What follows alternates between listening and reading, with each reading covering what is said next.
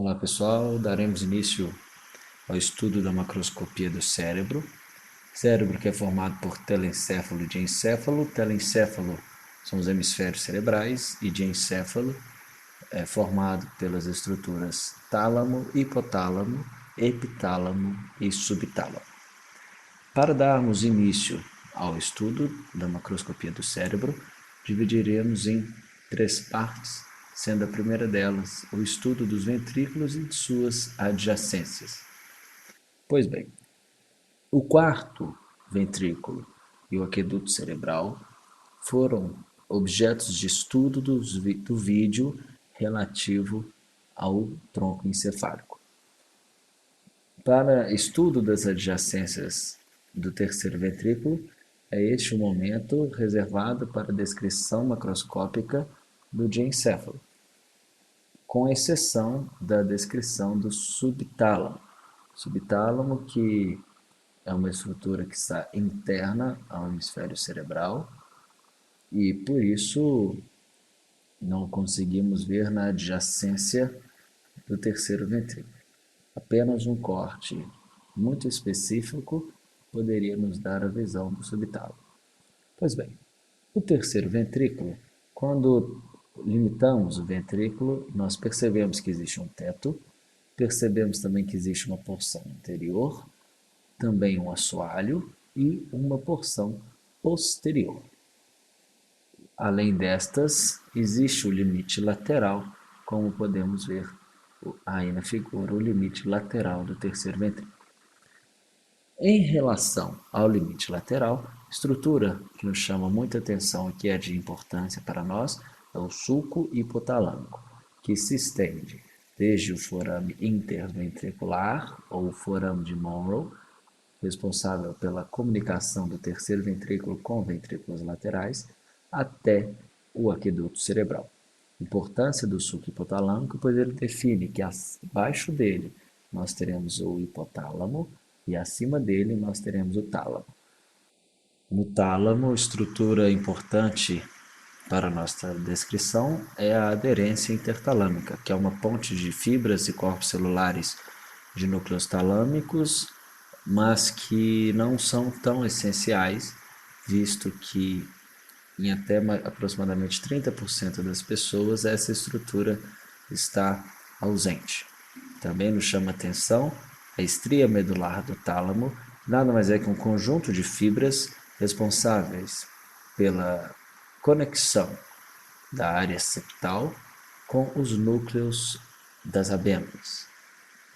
E irão participar aí da modulação do sistema límbico, do prazer e da depressão. Pois bem, quando nós vamos tratar agora da porção anterior do terceiro ventrículo, vimos que o limite se dá pela comissura anterior, responsável por conectar principalmente lobos temporais, e também pela lâmina terminal. Já o assoalho do terceiro ventrículo é formado pelo quiasma óptico, em sua porção mais anterior. Logo posterior a ele, teremos o infundíbulo, o qual dá origem à haste da hipófise. Também temos o tubercinéreo, uma região de núcleos hipotalâmicos de função ainda pouco conhecida, e também corpo mamilar, na porção mais posterior do assoalho.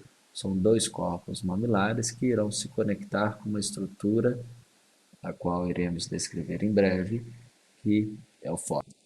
Já a porção posterior do terceiro ventrículo é formada pelo epitálamo. Estrutura muito importante no epitálamo é a glândula pineal, que é responsável pela secreção de melatonina e então regulagem do ciclo circadiano, ou seja, os ritmos que variam ao longo do dia. Esta glândula se insere em duas estruturas. Superiormente, a glândula pineal vai se inserir na comissura das adênulas e inferiormente na comissura posterior.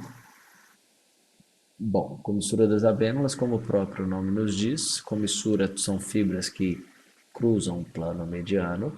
Comissura das adênulas, portanto, são fibras que conectam o núcleo das avênulas de um lado com os núcleos das avênulas do outro. Já o teto do terceiro ventrículo é formado pelo plexo corioide do terceiro ventrículo. Plexo corioide que se forma a partir do encontro do epêndima com o tecido aracnoide pia mater, que dessa forma dá origem à tela corioide, que quando invaginada por vasos, forma o plexo corioide. Bom, essa figura é uma sugestão para que vocês tentem identificar todas as estruturas que tratamos aqui como limites do terceiro ventrículo, mas de uma peça real do Laboratório de Neuroanatomia do ICB, certo? Então, sugiro que deem um pause e tentem identificar as estruturas da porção anterior, comissura anterior e lâmina terminal, estruturas do assoalho, quiasma óptico, infundíbulo, tuber cinério, corpos mamulares, as estruturas do epitálamo que formam a porção posterior, que é a glândula pineal, comissura das avênulas e comissura posterior, e o teto, que é formado pelo plexo corioide, mas que nesta figura não está totalmente conservado. Pois bem, antes então de continuarmos a descrição dos ventrículos laterais, é importante chamarmos aqui a atenção para os lobos do telencéfalo. Bom, nós temos 5 lobos: o lobo frontal, o lobo parietal, o lobo occipital e lobo temporal na superfície, e um lobo interno, que é o quinto lobo, o lobo da ínsula.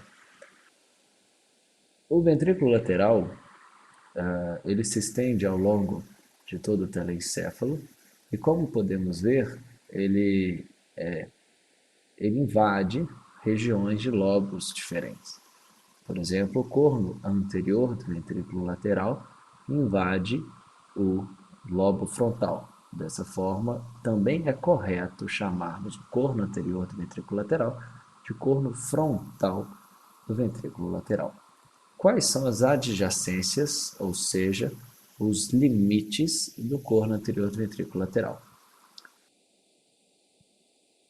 Bom, o limite medial do corno anterior do ventrículo lateral é dado pelo septo pelúceo. Já o assoalho e o limite lateral, que são um só, é dado pela cabeça do núcleo caudado. O assoalho do corno anterior do ventrículo lateral é um pouco inclinado, de modo que o assoalho também é a parede lateral. O limite anterior e superior é formado pelo corpo caloso. O corpo caloso, que é a maior das comissuras que temos no nosso sistema nervoso central, que conecta áreas dos hemisférios, e ele forma o limite anterior e superior. Limite anterior, como podemos ver na figura à esquerda, e limite superior, como podemos ver na figura à direita. O corno anterior do ventrículo lateral, ele se separa, né, o limite dele do corno anterior para o corpo do ventrículo lateral se dá pelo forame interventricular. O que está anterior ao forame interventricular é corno anterior, o que está posterior ao forame interventricular é corpo do ventrículo lateral. Pois bem, o corpo do ventrículo lateral, que tem parte no lobo frontal, parte no lobo parietal, ele tem os seguintes limites. Da mesma forma, o limite medial é o septo pelúceo. Porém, nós teremos como assoalho uma estrutura chamada fornice ou fornix, que são fibras que conectam o hipocampo, estrutura que iremos estudar, aos corpos mamilares já tratados na parte que dissemos a respeito dos limites do terceiro ventrículo. Mas o assoalho do corpo do ventrículo lateral não é só formado pelo fornice, mas também pela porção lateral da face dorsal do tálamo, um nome grande, mas que, lendo com atenção, é fácil de entender. O tálamo, ele é um disco ovoide, ele tem uma porção que é mais ventral e uma porção que é mais dorsal. A parte mais lateral dessa face dorsal do tálamo é quem forma o assoalho do corpo do ventrículo lateral. Temos também a estria terminal, que conecta o núcleo amidaloide, ou amígdala, ou corpo amidaloide, a núcleos do hipotálamo. O corpo amidaloide ele será melhor estudado no sistema límbico. Ele é um conjunto de núcleos que são responsáveis por regulação do medo diante do perigo, né? Com mais calma vocês irão estudar na parte de sistema límbico. E também, por fim, como assoalho, nós teremos o corpo do núcleo caudado. Então, vocês perceberam que eu disse cabeça do núcleo caudado para o corno anterior e para o corpo do ventrículo lateral é o corpo do núcleo caudado. Nós entenderemos o porquê dessa divisão a respeito do núcleo caudado em breve. Já o corno posterior do ventrículo lateral, ele infiltra o lobo occipital. Dessa forma, ele pode também ser chamado corno occipital do ventrículo lateral. Todos os limites do corno occipital são formados por fibras do corpo caloso, mas chama atenção para duas estruturas. Essas duas estruturas, a estrutura 9 e a estrutura 10, de acordo com a legenda da imagem, respectivamente bulbo do corno posterior e calcar aves, são dilatações na parede do ventrículo, ou seja, um relevo que é formado devido a alguma estrutura. Pois bem, o bulbo do corno posterior é formado devido às fibras do corpo caloso. As fibras do corpo caloso criam um relevo na parede medial do corno occipital, do ventrículo lateral. E o calcar aves é um relevo formado pela fissura ou sulco calcarino. A fissura ou sulco calcarino, área primária da visão, é um dos sulcos presentes na face medial do cérebro. Nós iremos estudar ainda para frente essa fissura, mas já adianto que essa fissura, por ser profunda demais, ela chega a criar essa macroscopia no limite medial do corno occipital.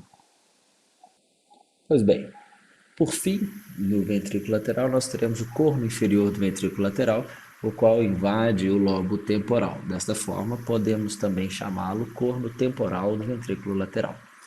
O teto e limite lateral deste corno temporal é formado pela substância branca do lobo temporal, também denominado tronco temporal.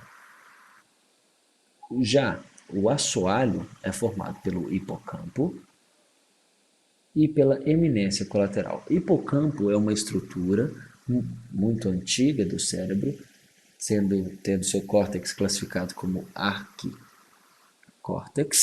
córtex mais antigo que tem. Quando estudarem a estrutura do córtex cerebral, vocês entenderão o que estou falando com maior clareza. E a eminência colateral, assim como o calcar aves, que descrevemos há pouco, é um relevo dado pela presença de um sulco na face equivalente. Portanto, na face inferior do cérebro existe um sulco denominado sulco colateral que faz na porção inferior do ventrículo lateral uma eminência, a qual recebe o nome de eminência colateral. O limite medial do corno inferior do ventrículo lateral é formado pela cauda do núcleo caudado e a estria terminal. A estria terminal é uma estrutura já tratada e a cauda do núcleo caudado. Bom, vocês já devem estar se perguntando por que porque tanto falo em núcleo caudado, cabeça do núcleo caudado, corpo do núcleo caudado, cauda do núcleo caudado.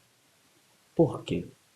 Bom, percebam na figura à esquerda, superiormente, que o núcleo caudado é isso que está em verde. O núcleo caudado recebe este nome pois apresenta uma cabeça, um corpo e uma porção que se inflete inferiormente e anteriormente, formando a cauda do núcleo caudado. Portanto, relembrando, cabeça do núcleo caudado, limite no corno anterior, corpo do corpo caudado, limite no corpo do ventrículo lateral e cauda do núcleo caudado, limite no corno inferior do ventrículo lateral. Percebam que anteriormente à cauda do núcleo caudado existe uma porção de núcleos que formam o corpo amidaloide, ou amígdala. E, como vemos nessa figura, a seta em azul indica a estria terminal, que são as fibras que conectam o corpo amidaloide aos núcleos hipotalâmicos. Já na porção inferior, na figura inferior, nós temos a representação da formação hipocampal. Aqui nós temos o hipocampo com sua cabeça, então um formato mais irregular, e o corpo do hipocampo. Aqui este pedaço um pouco parece até solto, são as fibras do hipocampo, chamada fímbria do hipocampo, que formam o fórnix. O fórnix, que apresentam duas porções, a perna do fórnix, já que é uma perna para cada lado, que se unem para formar o corpo do fórnix. Logo após, separam-se novamente, formando a coluna do fórnix, que irão conectar, por fim, no corpo mamilar. Logo, o fórnix é a estrutura que conecta o hipocampo ao corpo mamilar. Existe ainda a decussação do fórnix, que são trocas de fibras entre um lado e outro do cérebro, ou seja, a conexão entre o hipocampo do lado esquerdo com o hipotálamo do lado direito, por exemplo, o hipocampo do lado direito ao hipotálamo do lado esquerdo. Percebam que anteriormente e superiormente à cabeça do hipocampo, nós temos o corpo amidaloide. Portanto, agora nós já temos duas referências anatômicas para a determinação da posição do corpo amidaloide. Anterior à cauda do núcleo caudado e também anteriormente e superiormente à cabeça do hipocampo.